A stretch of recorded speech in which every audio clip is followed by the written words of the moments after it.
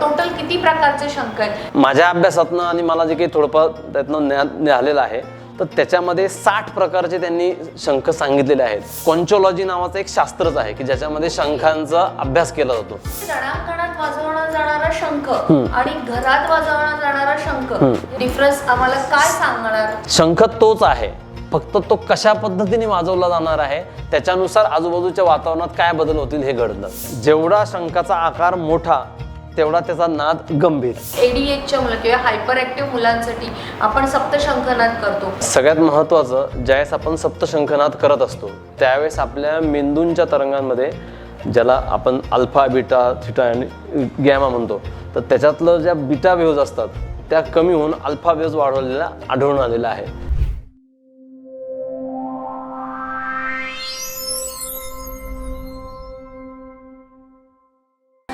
प्रशांतजी, इथे खूप सारे शंख आपल्याला दिसतात किंवा आपण महाभारतात देखील पंचजन्य शंख, अगदी वेगवेगळ्या प्रकारचे शंख आहेत. तर असे टोटल किती प्रकारचे शंख आहेत त्याबद्दल तुम्ही आम्हाला थोडक्यात माहिती सांगाल का? माझ्या अभ्यासातनं आणि मला जे काही थोडंफार त्यातनं मिळालेलं आहे तर त्याच्यामध्ये 60 प्रकारचे त्यांनी शंख सांगितलेले आहेत. कदाचित अधिकही असू शकतील. तर तो कॉन्चोलॉजी नावाचं एक शास्त्रच आहे की ज्याच्यामध्ये शंखांचा अभ्यास केला जातो. तर त्या विषयाने तुम्ही जर अभ्यास केला तर तुम्हाला ते अधिक ज्ञान मिळू शकेल. आता मला जेवढी उपलब्ध माहिती होती आणि त्यात माझ्याकडे जे उपलब्ध शंख होते त्याच्याविषयी मी तुम्हाला सांगतो. आता हा जो शंख आहे याला गोमुखी शंख म्हणतात. का तर याचा जो आकार आहे हा गाईच्या तोंडासारखा आहे आणि हा शंख साधारणपणे हवाई बेटं किंवा या परिसरामध्ये सापडतो असं सांगितलं जातं. आता अधिक याच्याविषयी संशोधन ज्यावेळेस मी करेल त्यावेळेस मला अधिक माहिती मिळू शकेल. तर याचा मी तुम्हाला हो नक्कीच. हे बघा, याची जी रचना आहे ही गाईच्या मुखासारखी आहे म्हणून याला गोमुखी शंख म्हणतात. आता मी तुम्हाला याचा नादही ऐकवतो म्हणजे तुमच्या लक्षात येईल की वेगवेगळ्या शंखांचा नाद कसा असतो. आणि कधीही शंखनाद करत असताना शंख कसा धरावा हे पण महत्वाचं, हे लक्षात ठेवा. बरेच जण शंखामध्ये असा बोट घालतात, काही जण इथे झाकतात. तर ह्या मुद्रा ह्या रणांगणासाठी सांगितलेल्या आहेत. त्याच्यातनं हे गैरसमज पसरले का, कारण तुम्ही ज्या मुद्रेत शंख वाजवतात तशा पद्धतीची ऊर्जा बाहेर प्रक्षेपित होणार आणि तशा पद्धतीचे विचार लोकांमध्ये परिवर्तन होणार. रणांगणात वाजवला जाणारा शंख आणि घरात वाजवला जाणारा शंख याच्यामध्ये तुम्ही जर डिफरन्शिएट किंवा डिफरन्स आम्हाला काय सांगणार? सांगतो. शंख तोच आहे, फक्त तो कशा पद्धतीने वाजवला जाणार आहे त्याच्यानुसार आजूबाजूच्या वातावरणात काय बदल होतील हे घडतं. ज्या वेळेस तुम्ही शंखात आत हात घालताय आणि शंख वाजवायचा प्रयत्न करतायत किंवा वाजवता आहात तर तो ध्वनी जो बाहेर पडतोय तो तुमच्या हाताचा विरोध करून बाहेर पडतोय. म्हणजे काहीतरी तो भेदून बाहेर येतोय. आम्ही तुम्हाला जुमानणार नाही. तर ज्या वेळेस एखाद्या योद्ध्याला लढायचं आहे तर त्याला समोर शत्रूची फळी भेदून जायचंय आणि ती भेदून जाण्याकरता त्याच्यामध्ये तो द्वेष, तो संचार असला पाहिजे म्हणून त्या पद्धतीने शंख रणांगणात वाजवला जात होता. पण आपल्याला घरात ती रणांगणाची भूमी अपेक्षित नाहीये किंवा रणांगणाचा विचार अपेक्षित नाहीये. आपल्याला तिथे सृजनात्मक पाहिजे आहे आणि सृजनात्मक ऊर्जा जसं झाड असतं बीजामधनं ते अंकुरित होतं, ते कसे असतं ऊर्ध्व दिशेने अंकुरित होतं किंवा दिव्याची ज्योत असते ती ऊर्ध्व दिशेने अंकुरित होते. म्हणून शंखाचं हे जे उघडं आपण ज्याला मुख म्हणतोय तर ते हे वरच्या दिशेने असावं आणि नवनिर्माण आणि सृजनात्मक आणि सकारात्मक कार्यासाठी. मग त्यावेळेस तुम्हाला शंख पकडताना तुम्ही पद्म मुद्रेमध्ये पकडू शकतात किंवा पल्लव मुद्रेमध्ये पकडू शकतात. तर ही झाली आहे आपली पद्ममुद्रा किंवा मुकुल मुद्रा. याच्यामध्ये तुम्ही शंख पकडल्यानंतर तुम्हाला शंखाला मुख इथे लावून, आता मी तुम्हाला वाजवून दाखवतोय, आवाजातला तुम्हाला फरक लक्षात येईल.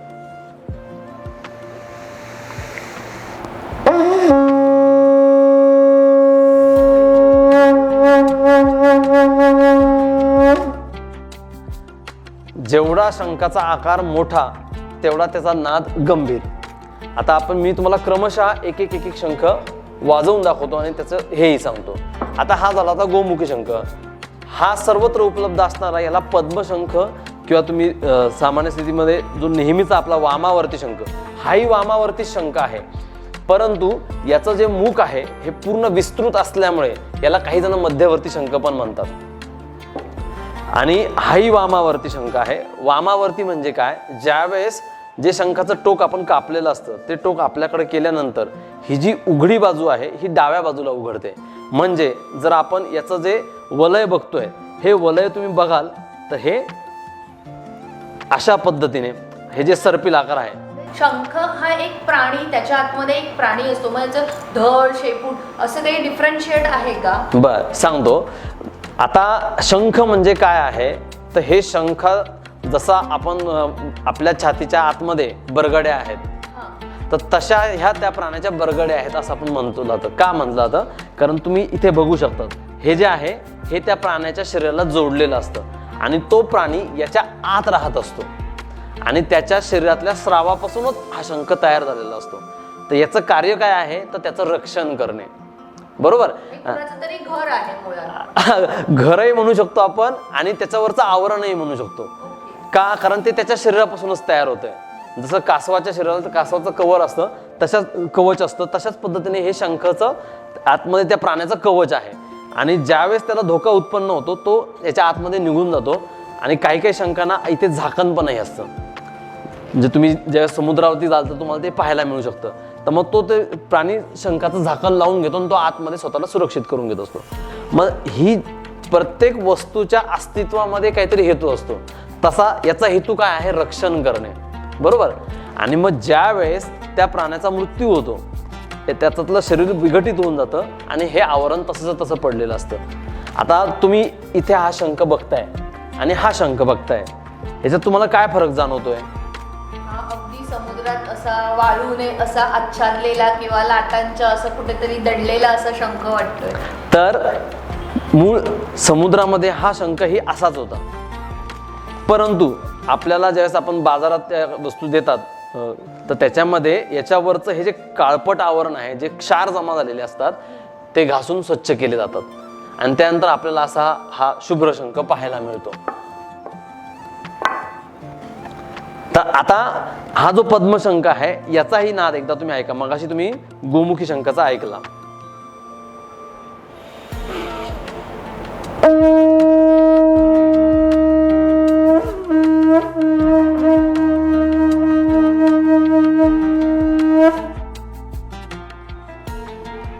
आता हा आपल्या भारतात सापडणारा नाहीये, हा भारताच्या बाहेर इतर समुद्र किनाऱ्यांमध्ये सापडतो, पण आपल्याकडे आपला हा उपलब्ध होतो. याचाही नाद ऐका एकदा.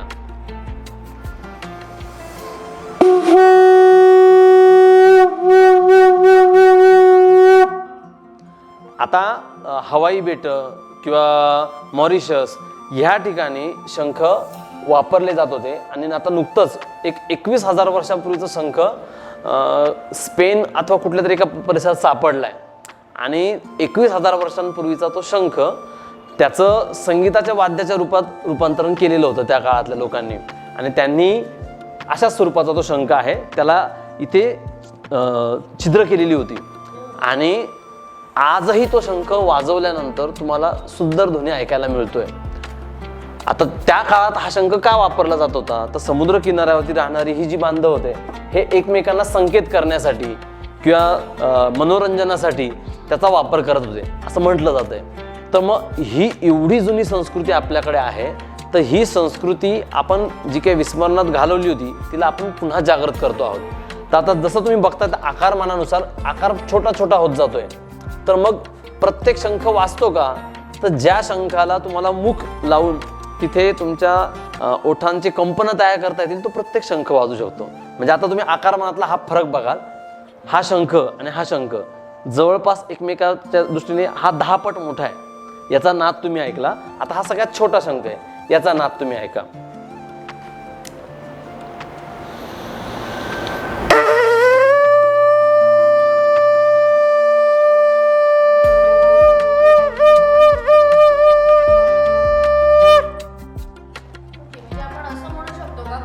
जर आकारमान लहान असेल तर शंखाचा ध्वनी परावर्तित करण्याचा जो रेशो आहे तोही तितका कमी असतो किंवा काय? नाही, ध्वनीची जी आपण हे म्हणतो की संगीताच्या भाषेमध्ये जसा एक स्वर आहे तीव्र स्वर आहे आणि एक खर्जातला आहे, तर तसा मोठ्या याच्यातनं तुम्हाला गंभीर आवाज येतो आणि याच्यातनं छोट्या याच्यातनं तीव्र आवाज येतो.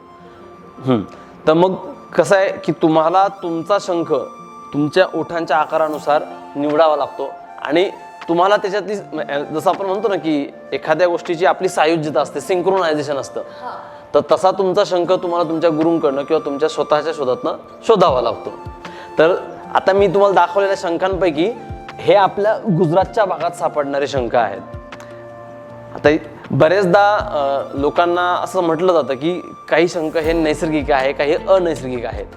तर अनैसर्गिक शंख म्हणजे काय, तर ज्या शंखांचं आता काढताना किंवा त्याच्यामध्ये काहीतरी छिद्र पडले आहेत किंवा हे केले तर त्याला परत सिमेंट किंवा काही स्वरूपाच्या पावडर वगैरे वापरून ते छिद्र बुजवलं जातं आणि जसं आता याला हे केलेलं आहे, वरचं सगळं स्वच्छ केलं आहे आणि परत पॉलिश केलं जातं, तर मग ते डुप्लिकेट शंख म्हणून लोक समजतात. नंतर दुसरी गोष्ट, आजकाल धातूचे पण शंख बनवायला सुरुवात करण्यात आलेली आहे. तर ते आपल्या समाधानाकरता आहे.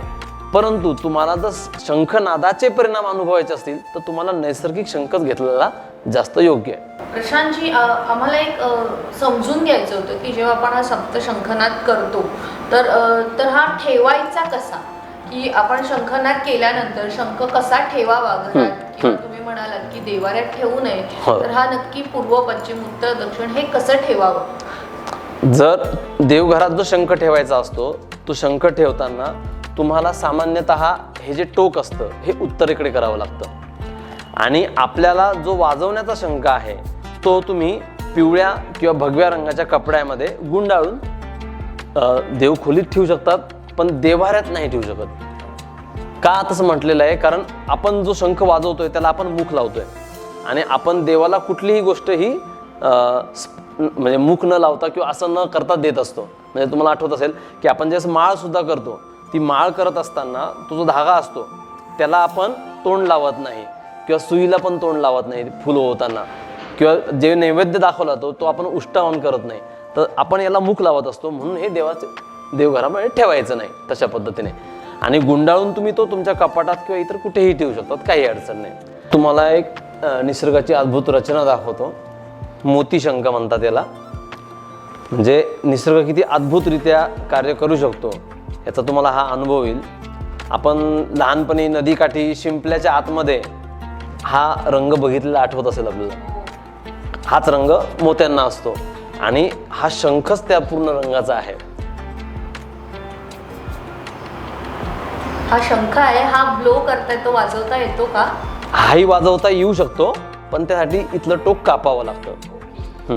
आणि ह्याला अतिशय प्रचंड मागणी असल्यामुळे आणि याच्यावरती प्रतिबंध आलेला आहे आता. म्हणजे सामान्यतः हा बाहेर विक्रीला उपलब्ध नसतो. हा आमच्या घरामध्ये पूर्वीपासून असल्यामुळे आता उपलब्ध आहे. मोती शंख असं म्हणतात. हां, कारण तुम्ही बघाल याच्यात मोत्याच्या आब्या तुम्हाला दिसते पूर्ण. खूपच सुंदर, स्पर्शच अगदी वेगळा जाणवतो. अतिशय वेगळा स्पर्श आहे आणि याला मध्यवर्ती शंख म्हणतात. का बरं मध्यवर्ती म्हणतात? कारण ह्या शंखांची रचना तुम्ही बघाल आणि याची रचना बघाल तर तुमच्या लक्षात येईल की आता हे बघा, हे जे टोक आहे ह्या टोकाला आणि ह्या टोकाला आपण साह्य ठेवलं तर तुम्हाला याच्यातली ही उघडण्याची बाजू आहे ही इथे आहे आणि याची ही मध्यभागी आहे. म्हणजे हा जो मधला अक्ष आहे हा सरळ आहे, याच्यामध्ये हा अक्ष किंचित तिरपा असतो वामावर्ती शंखांमध्ये. म्हणजे तसाही हा वामावर्तीच आहे, कारण डाव्या बाजूलाच उघडतो. आता जे दक्षिणावर्ती शंख असतात ते सामान्यतः वाजवले जात नाही, कारण माझ्या पाण्यात तरी अजून तसा आलेला नाहीये आणि ते पूजनामध्ये जास्तीत जास्त प्रमाणात वापरले जातात. हो, दक्षिणावर्ती शंख. प्रशांतजी, आपण मगाशी म्हणालात की शंख कधी कधी फील केला जातो किंवा आर्टिफिशियल शंख बाजारात आले, तर बाजारात शंख घ्यायला आपण जर गेलो तर हा ओरिजिनल शंख आहे आणि हा आर्टिफिशियल शंख आहे किंवा आपण फसवलं जातो, आपल्याला कसं समजणार? माझी सुद्धा सुरुवातीच्या काळात फसवणूक झालेली होती, त्याच्यामुळं हे मी आवर्जून सांगू इच्छितो. तुम्हाला दाखवतो आता.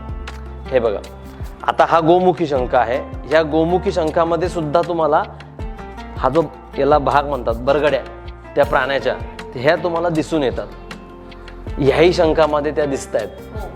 त्याच्यानंतर तुम्हाला हा जो आपला गुजरातचा शंख आहे त्याच्यातही दाखवतो, त्याच्यातही दिसत आहेत. आणि हा जो भाग आहे याला नाभी म्हणतात शंखाची आता ह्या शंखाची नाभी इकडे गेलेली आहे, ह्या शंखाची नाभी इथे आहे, याची नाभी ही नाभी आहे. आणि सगळ्यात महत्वाचं, ज्यावेळेस आपण शंख घेतो तर तुम्हाला लक्षात येईल निसर्गतः एकसारख्या आकाराचे कुठला शंख तयार होणार नाही. त्याच्यामुळे तुम्हाला प्रत्येक शंखामध्ये विविधता दिसते, प्रत्येक शंखावरची रेष वेगळी दिसते, हा उंच सखलपणा वेगळा दिसतो, त्यानंतर ही जी उघडण्याची जी बाजू आहे ती पण वेगवेगळी दिसते. तर हेच त्याचं वैशिष्ट्य आहे. एकसारखा जर शंख दिसला आणि अतिशय चकचकीत फार हे दिसला तर तो तुम्हाला पारखून घ्यावा लागतो, त्याच्यामध्ये फिलिंग तर केलेलं नाही ना. आता बघा ह्या ठिकाणी हे तुटलंय, पण हे तुटल्यानंतर आता हे कापलंच जातं, मुळामध्ये त्याची रचना अशी असते, आणि हे कापल्यानंतर घासल्यानंतर तुम्हाला हे असं दिसतंय. मग आता हा शंख खराब झाला का, तर नाही. याच्यामध्ये हा जो भाग तुटलेला आहे याच्या सहित असं तुम्हाला जर घासलं गेलं तर तुम्हाला तो पुन्हा तसाच मिळतो, सलग मिळतो. जर शंखाला इथे कुठे छिद्र पडलेलं असेल तर मग तो सप्तशंखनादासाठी अयोग्य झाला. अन्यथा अशा पद्धतीचा जरी असला तरी त्याला तुम्ही घासून एक व्यवस्थित आकार दिला तर तो वापरायला चालतो. तर हे ओळखणीचे जे चिन्ह होते, आता बघा हा पण परदेशातला आहे, याला पण ती नाभी आहे, त्या बरगड्या पण आहेत. आणि हे सगळ्यात महत्त्वाचं तुम्हाला इथे पण लक्षात येतं की याच्या आतमध्ये जसा आपला पाठीचा कणा असतो तसा त्या प्राण्याचा हा मधला सेंट्रल ॲक्सिस म्हणतो आपण, ज्याला अक्ष म्हणतो, जो याच्यामध्ये तुम्हाला स्पष्ट दिसेल. ही जी आतमध्ये गेलेली पडदा दिसतोय, आता तो पडदा आतल्या दिशेने अशा अशा पद्धतीने खाली जाऊन मग ह्या ठिकाणी तो उघडला जातो. प्रशांतजी, मगाशी आपण म्हणालेलात की सप्तशंखनादचे एक प्रॉपर शिक्षण दिलं जातं किंवा शंख चिकित्सा म्हणून आपल्या भारतामध्ये काय काय कोर्सेस अवेलेबल आहेत, त्याबद्दल आपल्या प्रेक्षकांना जरा सांगाल का? सगळ्यात महत्त्वाचं म्हणजे ही आमच्या गुरुजींची आणि महावतार बाबांची कृपा आहे, म्हणून माझ्या माध्यमातून सप्तशंखनाद आता आपण आपल्या प्रकृती निसर्गोपचार केंद्रामध्ये गेल्या 2 महिन्यामध्ये दीक्षा दिलेली आहे. तर दर महिन्यामध्ये आपण अशा स्वरूपातली दीक्षा इथे देत असतो, आणि ह्या दीक्षेच्या माध्यमातूनच सप्तशंखनादाचं प्रशिक्षण आपण देतो आहोत. आणि आपल्याला ह्याच्या विषयातली जागरूकता व्हावी म्हणून मला बऱ्याच ठिकाणी बोलवलं जात असतं. जसं आता मागच्याच आठवड्यामध्ये श्री स्वामी परमहंस विश्वानंद जे आलेले होते, जे महावतार बाबांचे शिष्य आहेत, तिथेही मी सप्तशंखनादाची सेवा अर्पण केली आणि त्यानिमित्ताने लोकांपर्यंत सप्तशंखनाद पोहोचवलेला आहे. आमच्या गोविली नावाचं जे गाव आहे तिथे धर्मजागरण सप्ताह झाला होता महाराष्ट्रातला. जवळपास 25,000 वारकरी संप्रदायातली मंडळी आली होती. त्याही ठिकाणी आपण सप्तशंखनादाचं प्रात्यक्षिक केलं होतं. आणि मगाशी तुम्ही मला एक प्रश्न विचारला होता की लहान मुलं किंवा यांनी वाजवावं का नाही, तर याचा मला अभिमान वाटतो आणि ती सद्गुरूंची कृपाही आहे. माझ्या मुलाला आणि मुलीला त्यांच्या लहानपणापासून मी सप्तशंखनाद शिकवलेला होता. आता मुलगा माझा आहे 7 वर्षाचा होतोय. गेले 3 वर्षापासून तो सातत्याने सप्तशंखनादाची साधना करतो आहे. आणि आता वेगवेगळ्या ठिकाणी जे मला बोलवलं जातं तर तिथे तोही ती सेवा अर्पण करत असतो. त्यामुळे माझ्याकडे आलेल्या याच्यामध्ये आत्तापर्यंत वय वर्ष 22 महिन्याची एक मुलगी आहे की जिने सप्तशंखनाद शिकलेला होता. म्हणजे शंखनाद शिकायला तिने सुरुवात केलेली होती आणि ती शंखनाद करू शकत होती. म्हणजे 1.5 वर्षाच्या वयापासून आपण ही सुरुवात अगदी करू शकतो, सहज करू शकतो. आणि मुलांना शंख हाताळायला द्यावा. 60 वर्षाच्या तुमच्या आई हो. 70 वर्षाच्या होत्या, म्हणजे काहीही वयाचं बंधन नाही, स्त्री पुरुषाचंही बंधन नाही. फक्त तुम्हाला सुरुवातीला असं वाटत असेल की आपल्याला शंखाचे नुकसान व्हायला नको, तर आधी छोट्या स्वरूपातला लहान शंख मुलांना हाताळायला द्या आणि त्या हाताळण्यातनं त्यांच्यात बदल होणार आहेत. कारण तो जो नाद असतो तुम्ही कानाला लावल्यानंतर बघा तुम्हाला शंखातनं तो नाद ऐकू येत असतो. पाण्याचा सतत एक आवाज, लाटांचा आवाज आपल्याला बरोबर. तर ती जी ऊर्जा आहे तो शंख सतत प्रक्षेपित करत असतो. त्याच्यामुळे जर मुलं ती शंख हाताळतील तर त्यांच्यामध्ये सुद्धा ती सकारात्मक ऊर्जा येईल. वाजवायला ती हळूहळू शिकतीलच.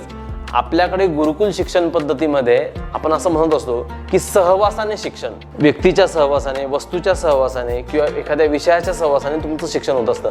त्यामुळे भारतीय जेवढे विषय आहेत म्हणजे ज्योतिष झालं, अध्यात्म झालं, नंतर वैद्यकशास्त्र झालं, संगीत झालं, नृत्य झालं, योग झाला, हा गुरूंकडने शिकवला झाला हे आमची परंपरा सांगते.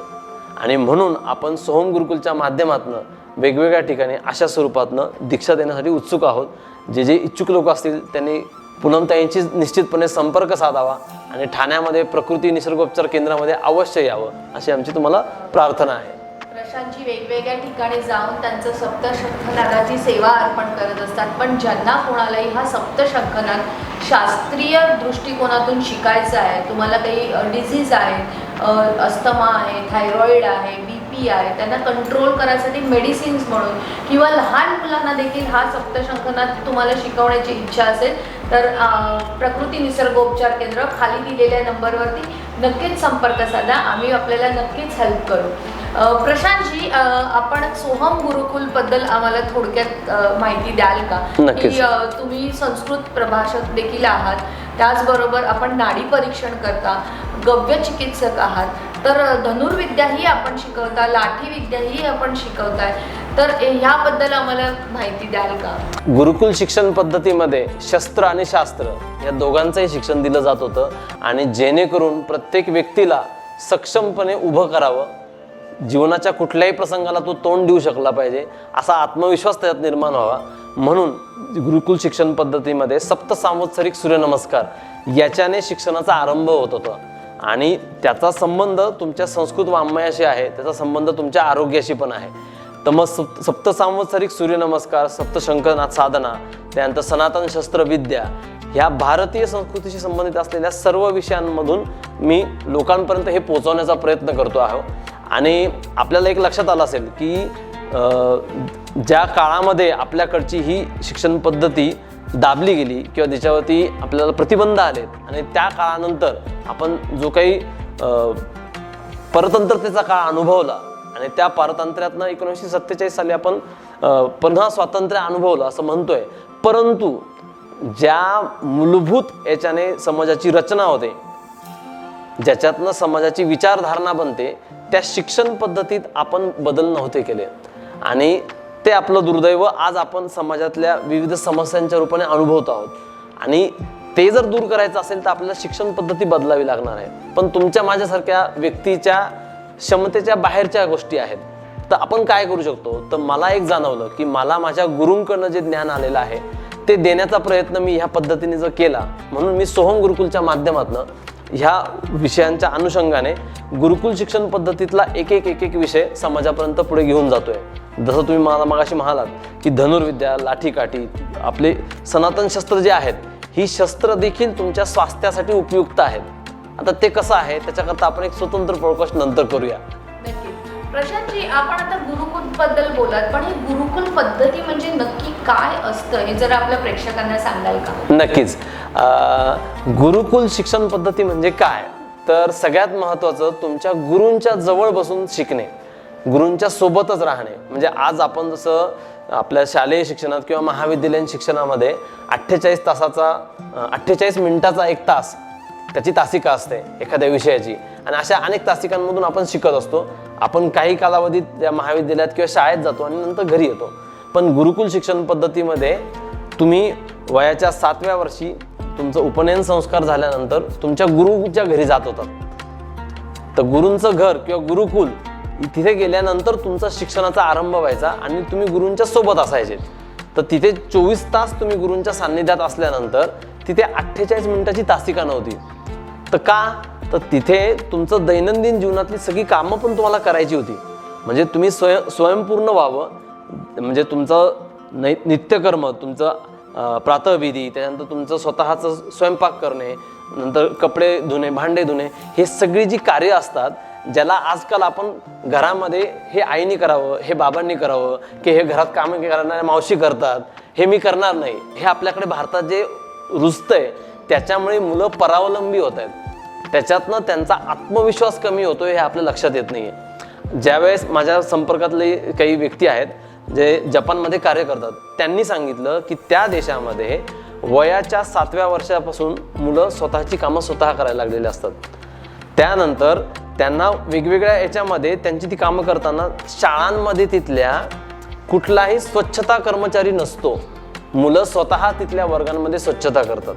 मग आज आपल्याकडे आपण काय अनुभवतो आहोत, आपल्याकडे शाळांमध्ये सगळीकडे स्वच्छता कर्मचारी असल्यामुळे मुलांना स्वतः स्वच्छता करणे किंवा याची सोय नसते, सवय नसते आणि मग ते ज्यावेळेस काही कारणास्तव शिक्षणासाठी किंवा यासाठी बाहेर जातात त्यावेळेस त्यांची अडचण होते आणि मग त्यांच्यामध्ये तो काय म्हणतात व्यक्तिमत्वामध्ये जो दोष तयार होतो तो दोष त्यांना पुढे जीवनभर वागवावा लागतो.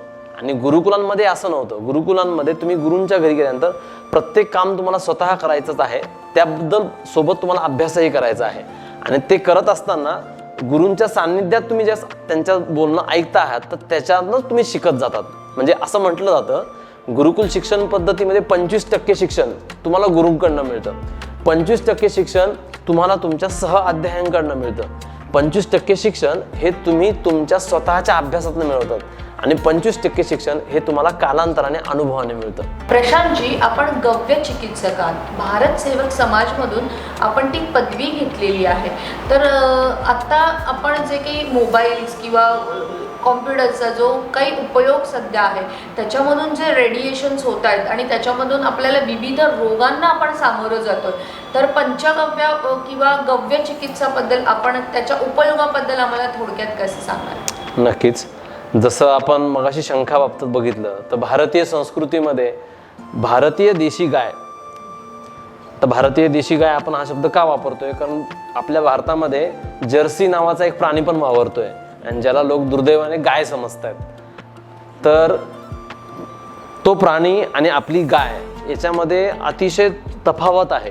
काय तफावत आहे तर भारतीय गायीच्या शेण गोमूत्रामध्ये जे गुणधर्म आहेत हे दैवी गुणधर्म आपण असं म्हणतो. का? कारण ते अतिशय उपयुक्त आहे मानवासाठी, पर्यावरणासाठी. आणि त्या उलट जर्सी नावाचा जो प्राणी आहे त्याच्या मलमूत्रामध्ये जे गुणधर्म आहेत त्याच्याने आपल्याला आजूबाजूला अनेक समस्या उद्भवलेल्या दिसतात, ज्या स्वास्थ्याशी संबंधित आहे, कृषी संदर्भात आहे, सगळ्या संदर्भात आहे. तर त्याचं एक सुद्धा छोटंसं उदाहरण तुम्हाला सांगतो की आजकाल आपल्या सगळ्यांच्या सोबत आपला एक मित्र कायम असतो. हां, तर ह्या मित्राचे आपल्याला उपयोग तर आहेतच पण त्याचे दुष्परिणामही आहेत. तर ते दुष्परिणाम काय आहेत तर याच्यातनं होणारं जे रेडिएशन आहे त्या रेडिएशननी तुमच्या रक्तवाहिन्या ह्या संकुचित होतात, रक्तातला ऑक्सिजनचं प्रमाण कमी होतं. आता हा परिणाम तुमच्या शरीरावरती सातत्याने होतोय. पण जर तुम्हाला त्यापासून वाचण्याची इच्छा असेल तर जसा तुम्ही आज मोबाईलच्या किमती पण लाखापर्यंत गेलेल्या आहेत, त्याच्या वेगवेगळ्या कव्हरसाठी लोक खर्च करतात आणि साधारण 2-3 वर्षामध्ये मोबाईल बदलतात. म्हणजे आधुनिक पिढीविषयी, नव्या पिढीविषयी मी बोलतोय. पण जुन्या पिढीची लोक 10-10 वर्ष वापरत असतील. पण ह्या मोबाईलच्या वापराबरोबर तुम्हाला ज्या स्वास्थ्यविषयक समस्या उत्पन्न होत आहेत मोबाईल किंवा लॅपटॉपच्या वापरातनं, याच्याविषयी लोक जागरूक नाही आहेत.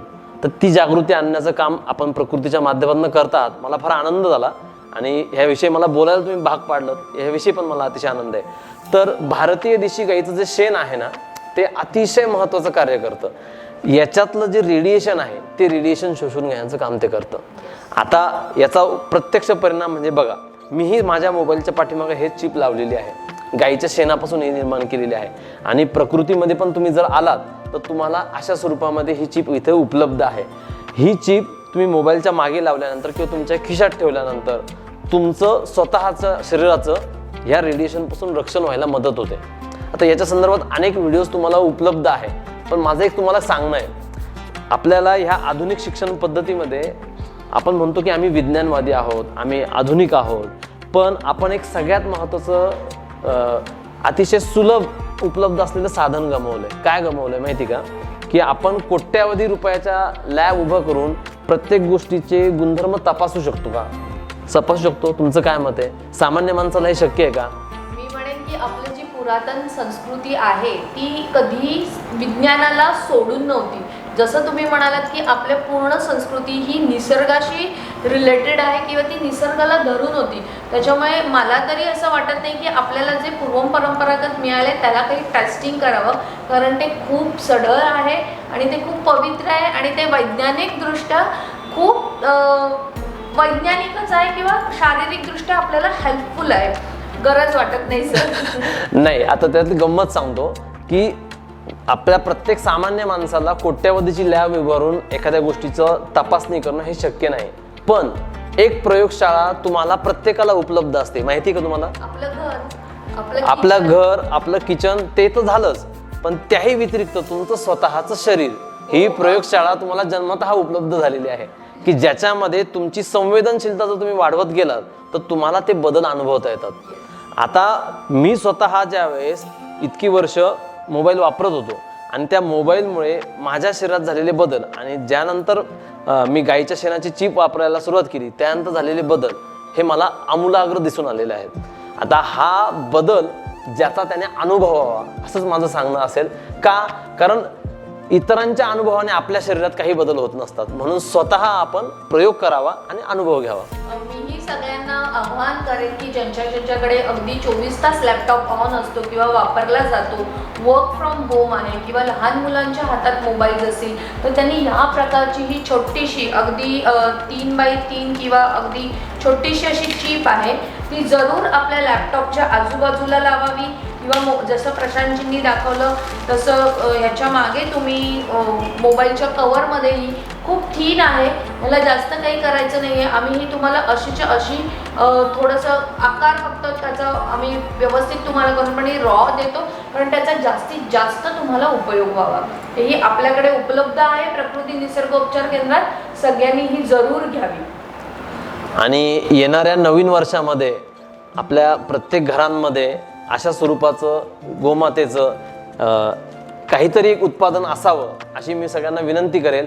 त्याच्यातनं तुमच्या आरोग्याचा लाभ तर तुम्हाला होणारच आहे, पण त्या माध्यमातून ज्या गोशाळा गायींना सांभाळण्याचं कार्य करतायत त्यांनाही आपल्याकडनं ती एक मदत ठरणार आहे. प्रशांतजी, आपल्या संवादामध्ये आपण मगाशी असं म्हणालात की ADHच्या मुलं किंवा हायपर ॲक्टिव्ह मुलांसाठी आपण सप्तशंखनाद करतो, तर हा एक्झॅक्टली ह्या आपल्या ब्रेन वेव्हजवरती हा सप्तशंखनाद कशा प्रकारे काम करत असतो? सगळ्यात महत्त्वाचं, ज्यावेळेस आपण सप्तशंखनाद करत असतो त्यावेळेस आपल्या मेंदूंच्या तरंगांमध्ये ज्याला आपण अल्फा, बीटा, थीटा आणि गॅमा म्हणतो, तर त्याच्यातलं ज्या बीटा वेव्हज असतात त्या कमी होऊन अल्फा वेव्ज वाढवलेला आढळून आलेला आहे. आणि त्याच्याने होतंय काय की अल्फा वेव्ज ज्या त्या तुमच्या मेंदूतून तयार व्हायला लागतात तर त्यावेळेस तुमची एका ठिकाणी स्थिर राहण्याची वृत्ती, विचार करण्याची, निर्णय घेण्याची वृत्ती हे वाढायला मदत होते. नॉर्मली ही जी मुलं असतात ज्यांचं अटेन्शन डिफिशियन्सी आपण म्हणतो की अतिशय इकडे तिकडे चळवळी असतात किंवा अतिशय आक्रमक असतात, तर त्यांना शांत करण्याचं काम शंखनाद निसर्गतः करतो. म्हणजे आपण असंही म्हणू शकतो की काही ब्रेन ॲक्टिव्हिटीसाठी किंवा ज्यांची एकाग्रता कमी आहे, ज्यांच्या स्मरणशक्तीमध्ये तुम्हाला हे जाणवतं, तर त्यांना जर नियमित सप्तशंखनाद करायला सुरुवात केली तर त्यांच्यामधला हिंस्त्रपणा, त्यांच्यातली आक्रमकता कमी होऊन ते शांत होऊन, किंवा ज्यांची एकाग्रता कमी असते, खूप वेळ एका जागी बसू शकत नाही, पण चंचल आहेत, तर त्यांची ती चंचलता कमी होण्यासाठी, ग्रहण क्षमता वाढण्यासाठी आणि सगळ्यात महत्त्वाचं त्यांची निर्मिती क्षमता वाढण्यासाठी म्हणजे क्रिएटिव्हिटी वाढण्यासाठी सप्तशंखनाद हा अतिशय उपयुक्त आहे. प्रशांतजी, आज आपण इथे आलात, प्रकृती निसर्गोपचार केंद्रात आलात, सप्तशंखनादाबद्दल आपल्याला, शंखाबद्दल, त्याचबरोबर सप्तशंखनादाचे आपल्याला विविध फायदे समजावलेत. सप्तशंखनादाचे एक महिन्याला आपल्याकडे प्रकृती निसर्गोपचार केंद्रामध्ये एक सेशन असतं. तर ज्यांना सप्तशंखनाद प्रशांतजींकडून शिकायचं आहे, त्याची प्रॉपर दीक्षा घ्यायची आहे, त्यांनी प्लीज आम्हाला खालील नंबरवर संपर्क साधावा. आणि त्याही व्यतिरिक्त जर तुम्हाला आपल्या घरी पूजेसाठी किंवा शंख उपलब्ध हवा असेल तर आपण तो प्रशांतजींकडून किंवा क्लिनिकमधून देखील घेऊ शकता. आणि त्याचबरोबर सप्तशंखनाद सगळ्यांनी करावा अशी मी आपल्या सगळ्यांना आव्हान करते, नम्र विनंती करते की येणारा काळ, जो काही कठीण काळ आपण अनुभवत आहोत, त्याच्यासाठी हे अत्यंत उपयुक्त असं इझिली अवेलेबल होणारी ही साधना आहे आणि ती सगळ्यांनी उपयोगात आणावी. प्रशांतजी, आज आपण इथे आलात, आम्हाला सप्तशंखनादाबद्दल एवढी उपयुक्त अशी मौलिक माहिती दिली, त्याबद्दल प्रकृती निसर्गोपचार आपले सदैव आभारी राहील. धन्यवाद. मीही आपला अत्यंत आभारी आहे की सोहम गुरुकुलच्या माध्यमातून आपण मला हा विषय लोकांपर्यंत पोहोचवण्यासाठी हे व्यासपीठ उपलब्ध करून दिलंय. आणि सर्वांना विनंती आहे की नवीन वर्षामध्ये आपल्याला ही जी काही माहिती मिळते सप्तशंखनादाविषयक ती आपल्या परिवारातल्या सगळ्या लोकांपर्यंत पोचवा आणि सगळ्यांपर्यंत सप्तशंखनाद प्रत्येक घराघरात होऊ द्या आणि आपले हे राष्ट्र पुन्हा एकदा विजयी होऊ द्या. धन्यवाद. जय श्रीराम.